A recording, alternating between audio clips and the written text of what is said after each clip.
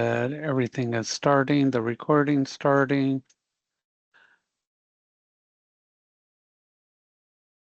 All right, so we all made it through the wonderful downtime of the internet.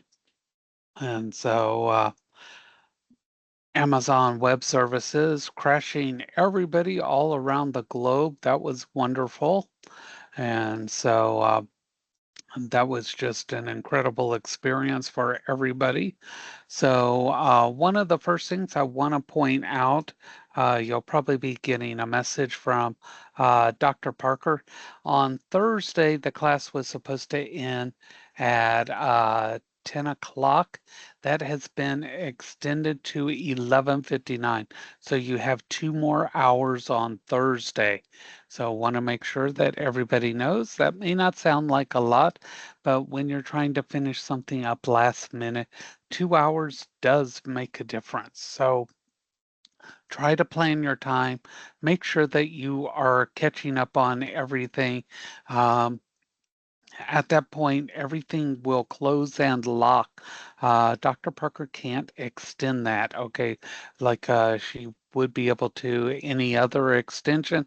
At that time at 11:59, when that lock occurs, that's something that she can't extend. That's beyond her control. When that class locks, if you're in something, you will be booted out. You will be logged out of the class. So just to make sure you are clear, sending something via email, text, that won't make it because that's something that everybody wouldn't have the opportunity to do that. So we can't allow for that to happen and give you an unfair advantage. Okay, so everybody understand that? Yes, yes. Everybody know that on Thursday, 11:59, 12 o'clock, basically, that's when the class ends. Yes? Let's see those acknowledgments that you understand that. It's on the recording, so if you don't acknowledge it, it's still there. It's class material. All right? So please make sure that you are aware of that. Okay? So we're going to go ahead and get started. I'm going to start with a screen share here. Share this. And if you have questions, you can unmute your mics as we go. One thing, if you missed tonight's question at the end, if you ask what it is, you'll be able to go back and watch that question on the videotape. All right? So no starting this, skipping out, and then coming back at the end and saying I missed the question. Okay? That's something I don't do when I teach this class. If you miss the question, you're in luck. It's recorded. You'll be able to go back and watch that. Okay, everybody got that? If you missed the question, you'll be able to go back and watch the recording after it's posted. All right, so let's see those acknowledgments because that's the way it's going to happen if you acknowledge it or not. All right. Um, I've been a student. I know those things. We start and then we walk away and then, oops, oh my gosh, it ended and I missed it. Okay. Yeah, we're not going to play that game. So one thing here, tomorrow will be the last live session, and then you'll have a recorded session on or not even a recorded session on Thursday.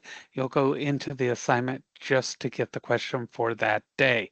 All right. If you haven't taken the student survey, please do so. That helps us modify, change, improve classes here at Southern Tech. So please take time to do that.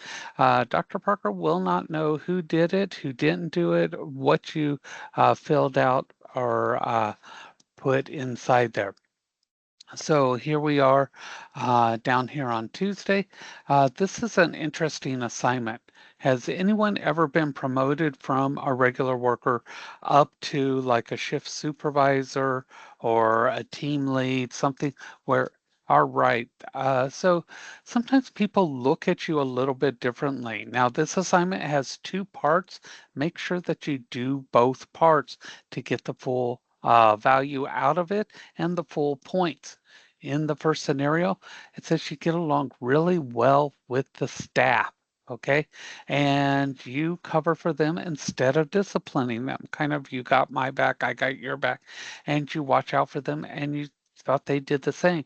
But John, Sam, and Alex had just been caught drinking on the back dock before their shift, and word got around to your manager, and he's furious, and he wants you to take action. What would you do? There are very similar real life scenarios where this actually happens. Somebody did something, and usually one of the first things they say to you, but I thought you were my friend. Guarantee you those words come out so often. If you've been around, I thought you were my friend. And usually people will say, if you were my friend, you wouldn't have done that. Remember, business is business. Friendships are outside of business.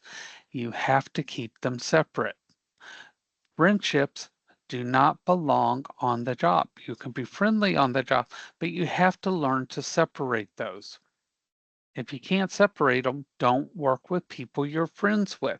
On the job, you have to be able to make business decisions. Okay? That doesn't mean you can't work with friends, but you have to be able to separate when the hard decisions happen. All right? And that's how things work.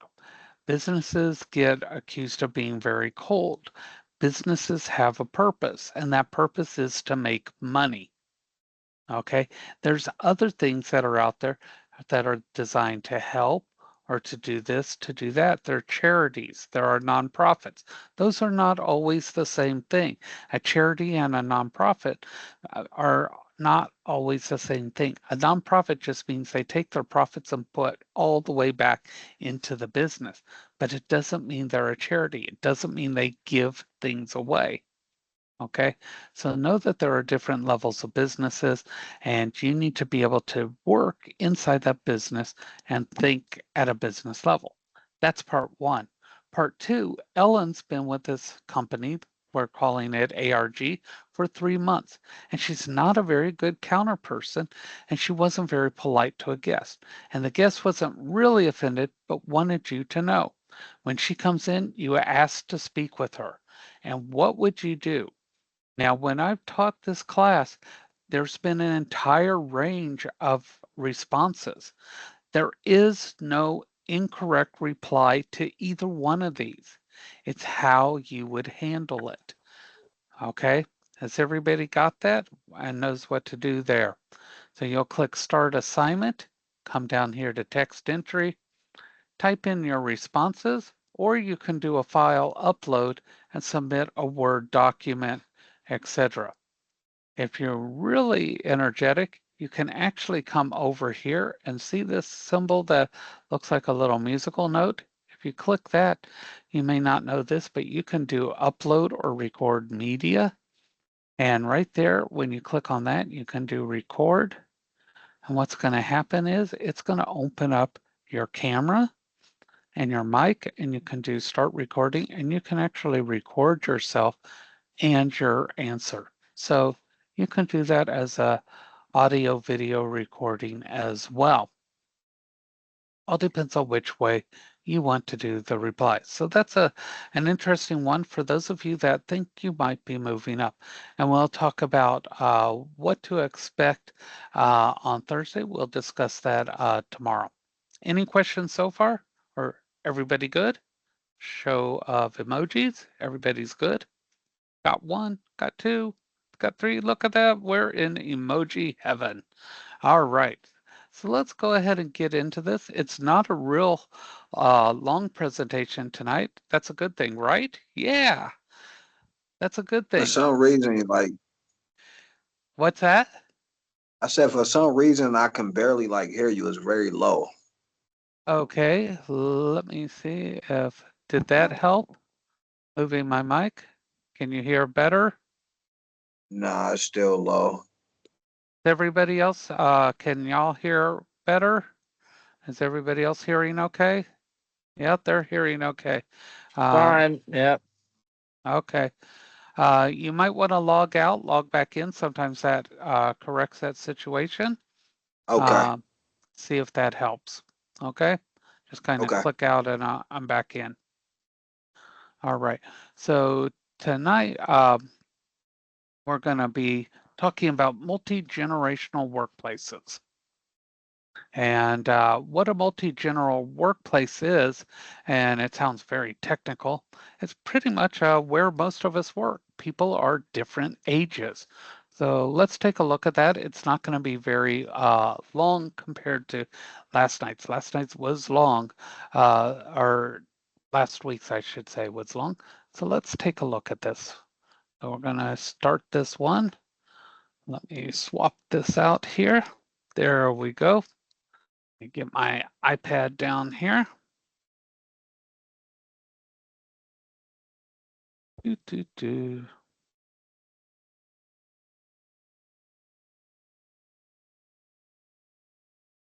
And we will go with the red ink here. Draw my smiley face. This is why I'm not an art teacher. Okay, we're going to talk about the generations that make up the multi-general workplace. And when I first started teaching this class years ago, when we used to ride dinosaurs, um, I wondered why it was so important to understand the different generations. And there's a reason, because sometimes people will hire based on generations, even though age is considered discrimination if they're hiring or not hiring based on age. And so your mic's on, just so you know. There you go. I don't want you saying things that you may regret or we may find more interesting than me speaking. All right. So we're going to talk about what's different about these generations and some things about our generations that you may not be aware of and how to work together. Because a lot of times we hear things like DEI and we think that people are chosen because of that, but there's reasons why people are chosen that has absolutely nothing to do with that. So what we're going to do is we're going to find out people are of different generations, different ages, and there's 5 of them that are the most common. The silent one, these are the traditionalists. These are the older people, and I mean really old, and you're going to find out how old. And the baby boomers, right? Okay, boomer. And Generation X, or Gen X, you'll hear that one. And Gen Y, the millennials. Some people don't realize that those are the same people. And Gen Z. And Gen Z, I'll tell you, people slam them. I live in a 55 and older community, and people are like, oh, the young people, this and that. How many people are on the little younger side? And you get slammed all the time by old, cranky people. Because I live among old, cranky people, and they slam y'all all the time. And I defend you right and left. You all work hard. You do incredible things, and I'm tired about these old cranky folks. And I tell them, you know what? Some of y'all need to go to heaven faster than you're planning on it. I have no qualms telling them they're cranky and they need to get over it. They just don't like the fact that they're not part of it. All right. So the silent generation, believe it or not, these people were born between 1920 and 1939. Think about that. And they're still out there working, 2% of the workforce. Okay, think about that, 2% of them in the workforce. That's how many are still out there. And most of them have retired, but they're working part-time. They just won't go away. I think they get out there and they like to just make our life a little rougher on the job. But they value tradition and history. This is the way we've always done this. Have you heard that on the job? We've always done it this way. They don't want things to change. We've always done it this way. But they do believe in hard work and they can offer some good information. And they act as a role model and they will teach you things you cannot learn except through experience. But give them respect, okay? How many people want to be respected? I know that's a big thing with me.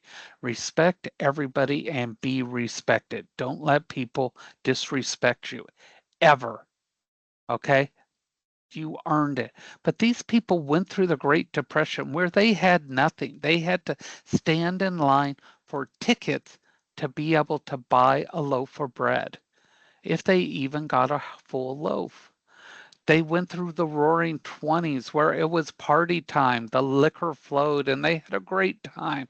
Then they went to World War II, Pearl Harbor, the atomic bomb, the invention of radio. Can you imagine not having radio? You know, I mean, now we outlived the DVDs, everything, you know? And Franklin Delano Roosevelt brought us out of all of that. They went through that. So, mad respect to those old people, right? And then came the boomers. It's fun to pick on the boomers. Who likes to pick on the boomers? I do. It's fun to get those cranky old folks all riled up. It's okay to laugh. It's a class. It's okay to be entertained. Now, these people were born between 1940 and 1959. Now, if I'm giving you dates, there's a reason for these. Kind of keep them in mind. Now, look at this 29% of the workforce today. This is a large number of people. Think about that. People born in 1940 to 1959, they're still 29% of the workforce, a large number. Now they're getting close to retire, but a lot of them won't.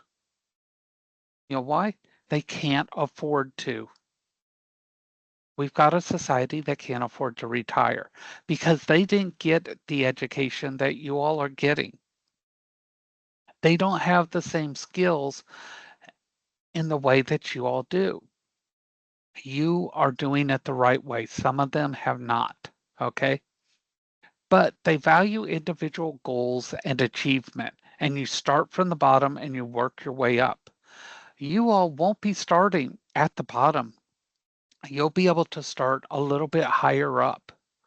So I want you to know that. Remember on your resume and you have skills. How many remember you have skills on that resume? And those skills match those, those keywords, right? Everybody remember that? Yes, yes. Let's see those emojis. Your skills are going to match those keywords. That's going to move you up higher than somebody just walking in off the street. That gets you ka-ching, ka-ching. So pay attention to that. All right. Okay. So they're ambitious and loyal. They will sacrifice anything to get where they're going. These people are diehards to the companies they work for. Okay. Now, what did they do? The McCarthy trials and the war on communism. If they suspected you were a communism, boom, they would lock you up. Think about that. They didn't have to have proof. You're a communist. Boom, police showed up, locked you up. From 1950 to 1954. Scary things. Think about stuff. Okay, Rosa Parks refused to give up her seat. That was in 55. That's not that long ago. Started a revolution. The Berlin Wall split a country. They literally put a wall right down the center of a country, split it in half. Sometimes people couldn't get to their family. It was horrible. The Cuban Missile Crisis. How many people did not know there is a Nike missile base in the Everglades in South Florida that you can go visit right now? How many people did not know that? Yeah, the people who work there, they knew if they got the signal, they would push the buttons to launch missiles at Cuba, but they would die. That was their job. Their job was to save Florida and the rest of the United States, and they would die. They knew if they had to do their job, they were dead. And if you go down to the Everglades, you can visit the Nike missile base there. See, thought you wouldn't learn something. This old guy knows some stuff. Martin Luther King, one of the greatest people. I won't argue that. Love him. Okay, Civil Rights Act was signed 1964. See, people think all these things happened so long ago, and it wasn't. Then 68, Martin Luther was assassinated. Then Vietnam War came. 40% of the boomer males served. Think about that. Look around at the people you know and picture 40% of the males going off to war. Okay? That's a hard fact to look at. Now, Gen X, my generation. Anybody here a Gen X? Usually I start to hit some of these people. 60 to 79. Anybody born between 60 and 79? Yeah. Okay. Things started changing. We are 32% of the workforce. Now, if you're starting to add things up, you notice that that percentage left is getting very small, and we're going to take over once the baby boomers are shoved out of the way. They say retired. I like to say shoved out of the way. We're not loyal to one career the way other people are. Now, I want you to think about this because you're here at school and you're studying for a career. Now, understand your career is not necessarily going to go in a straight line. It's going to move to the left, move to the right, to the left, to the left. Okay.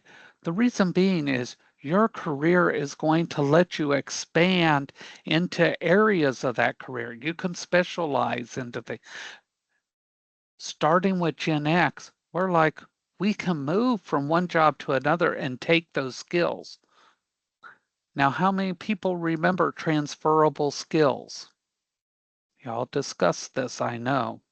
Anybody remember those transferable skills? Boom. You take your skills with you. Yeah. You get that ka-ching and you move to this way and you move to that, and your skill set grows and it makes you even more valuable and less likely to lose a job. So we became comfortable moving from one job to another and more independent. And this, for the first time, this started showing up. Companies were like, you have to put in 70 hours a week. We said no. How many people value that positive work-life balance? You want that. You right now you may be working a lot, but you're like, no, I want to spend time with my family. I want to go sit on the beach. I want to just sit and watch TV. I want to chill. You're working towards this. How many people want a work-life balance? You don't want to work yourself to death. This started with Gen X. So what did we go through? We had Martin Luther King was assassinated. That carried over. But the Watergate scandal, we tapped political figures' phones. And that's when we started saying, you know what? Government can't be trusted. The Vietnam War finally ended. Okay. Our country celebrated the bicentennial. 200 years our country was. Our volcano, Mount St. Helens, erupted. Reagan was shot. He survived. The Berlin Wall fell. Anybody hear of MTV? We were watching music videos on MTV.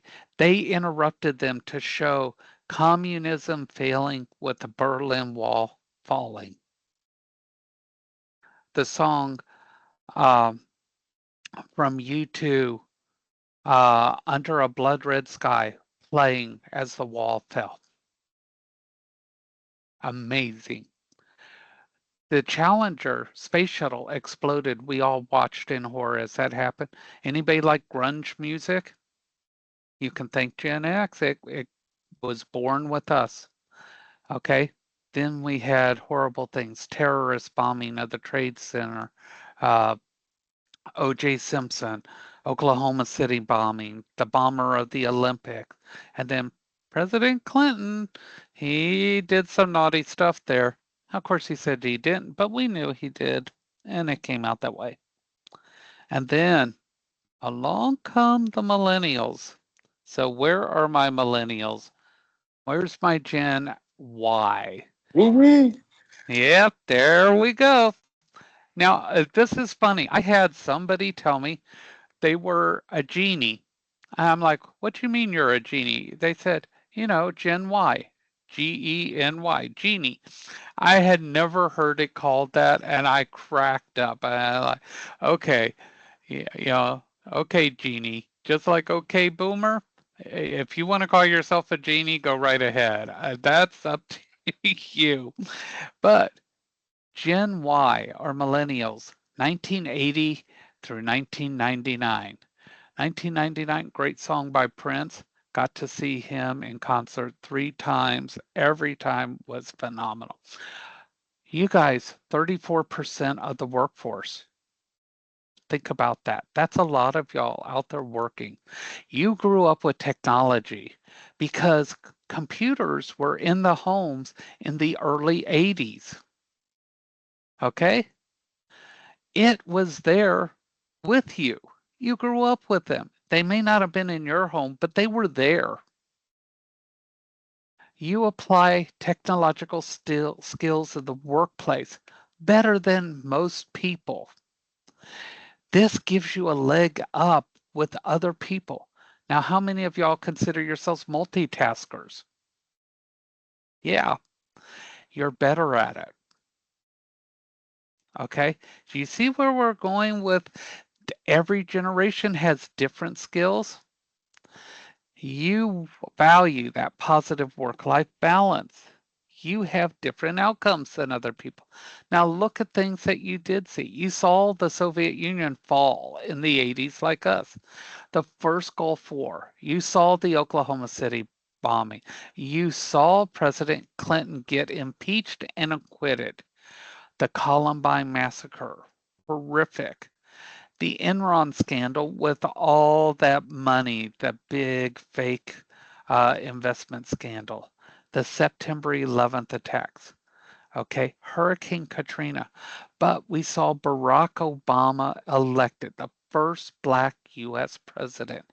These are significant things that have happened in your time that you may not realize help shape you. Now, the youngest people in the group, Gen Z. Okay. Who was born in or after 2000? Anybody? Ah, there we go. Now, you're also called the I generation. Y'all like yourselves a lot, don't you? You really like yourselves. You like pictures of yourself. You like recognition right here. You want to be recognized. This is something that y'all were brought up with. Your parents like to show you off. They like to give recognition, and that's a good thing.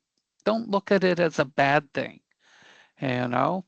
Okay, but you're only 1% of the workforce. In the big scheme of things, y'all are just getting started impacting the workforce. Okay? But that doesn't mean you should be quiet or silent or not heard. Get in there and keep pushing forward and make a voice, make yourself heard in the world. And what you do is you want your technology to be seamless. You don't want it to, oh, I've got to push this button and now do this and now do that. Da, da, da, da, da. You just want to tell it what to do and it just does it. Look at all the things that we have. We've got Siri, we have Google, we've got Alexa. You want everything seamless, you know? Uh, you're less motivated by money.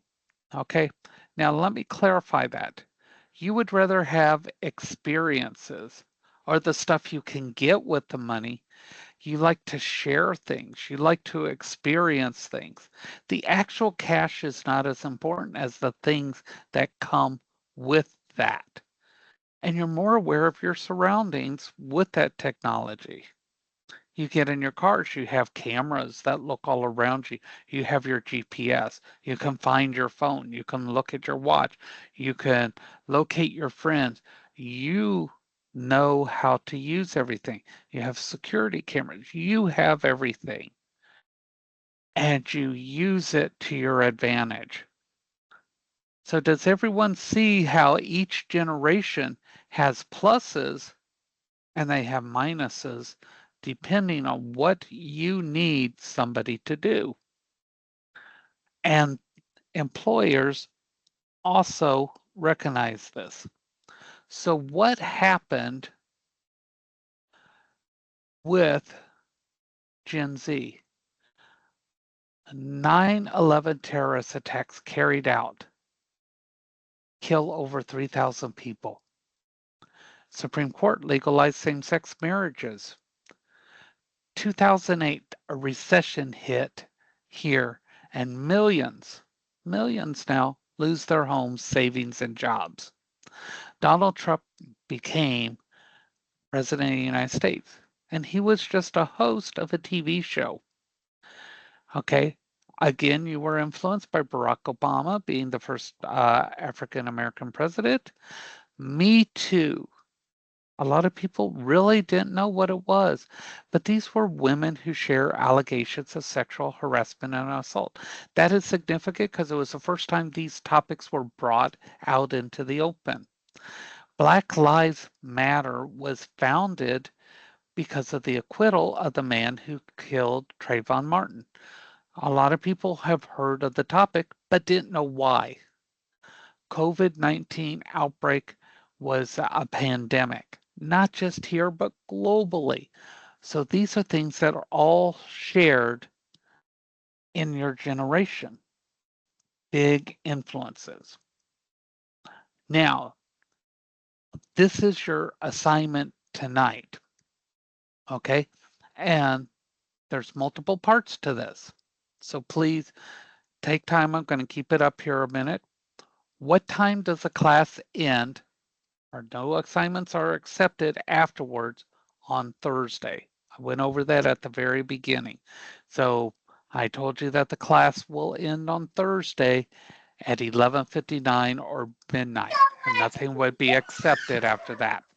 Okay, so hint, hint, there's your answer for number one. So identify your generation.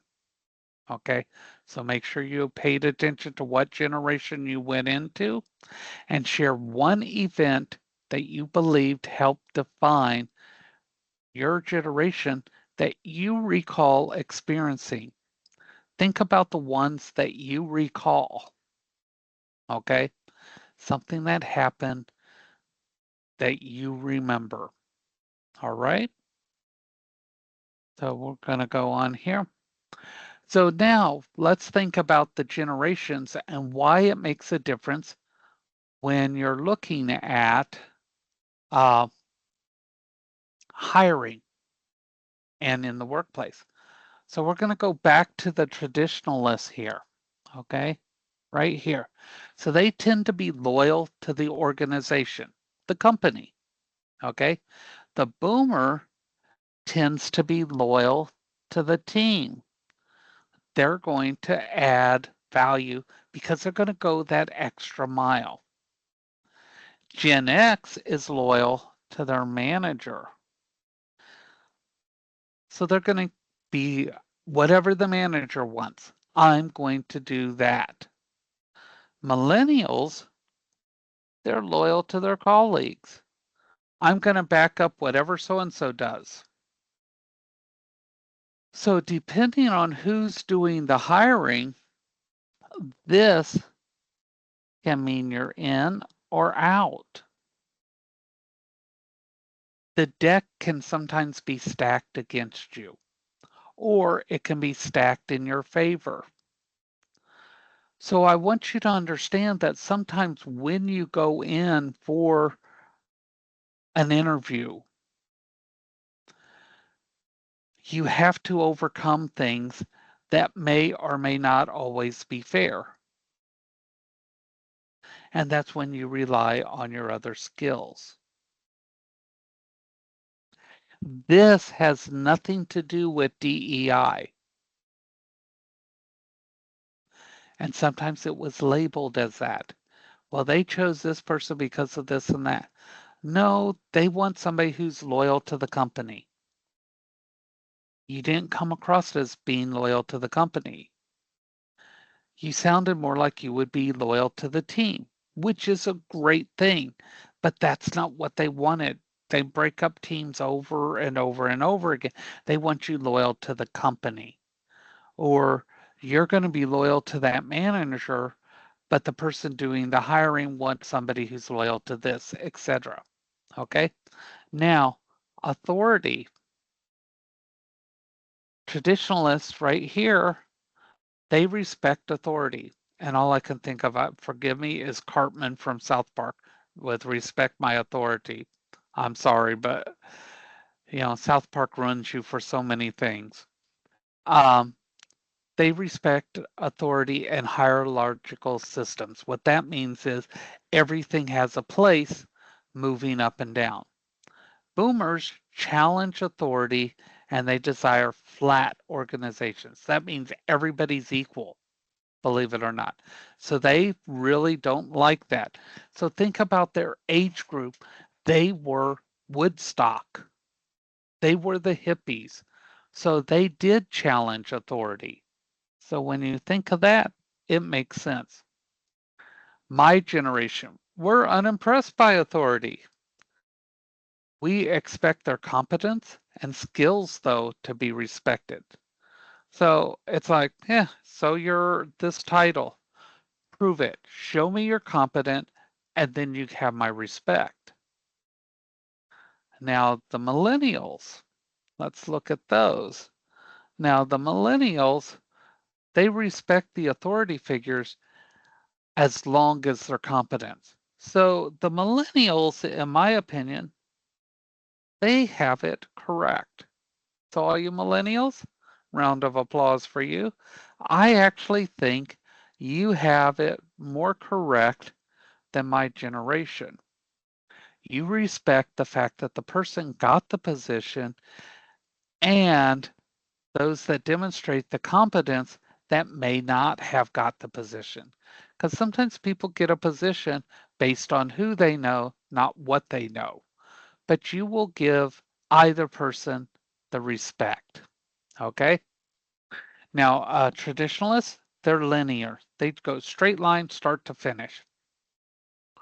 Boomers, they like structure, but they're going to challenge everything, period.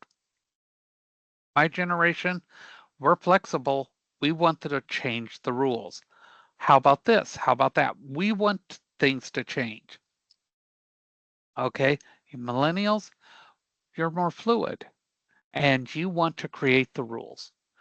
Okay, this is what we need to do. This is how we're going to do it. And you create the rules based on what needs to be done, not we have the rules, now let's do this. You change them accordingly. Again, I believe that that is a better way to go. Be more flexible with that fluidity. And this is what is working right now. And that is what is the most current thing to do. Okay. Change. Your older traditionalists only fix things if they're broken. Boomers, they're a little paranoid. They don't want change. My generation changes the ability to have opportunities. Every change is an opportunity. And the millennials, change is an improvement. So these are kind of more in line with each other. So that's the other thing is when they go to hire people, they look at, okay, we're going to be hiring, we're going to be moving into something new. You know what? If we're going to move into something new, nope, nope. These two type of people are what we're looking for. We're looking for Gen X and millennials because the other two are going to be miserable working here. So do you see how those different age groups can actually work for or against you when people are doing hiring? And it's not, yeah, loyalty was for the pension. You are actually correct there. I'm sorry, I did not see that early. Um, yeah, a lot of places did away with pensions, and I'm glad you did bring that up, Michael. Um, you are left with putting money away yourself. And that's something to bring up when given a chance. Start putting money away immediately into account that does earn interest and let you put towards retirement as soon as you can. It doesn't matter how little it is, start doing it now. It's never too late to start. Start now. Just consistently put whatever you can away. Even if it's just a few dollars, just start and it will create a habit. And then when you can, bump it up. So, yes, you're absolutely correct on that. Any questions on any of the generations and that we went over uh, tonight, how that works, and what employers are looking for in the different generations when they go to hire? Mr. Haley, I have a question, not necessarily about what we was talking about. I noticed that the timer says 1 hour and 26 minutes. What time did class start tonight? The class actually started at 7 o'clock. And so I'm not sure why that timer is showing that, even with the music before uh, time. I'm not sure why it's showing that unless someone got on before and actually started the time, then that's when it would actually run from. So if someone came in and it detected the class actually started, um, then that's when it would show. If I scroll back, it looks like,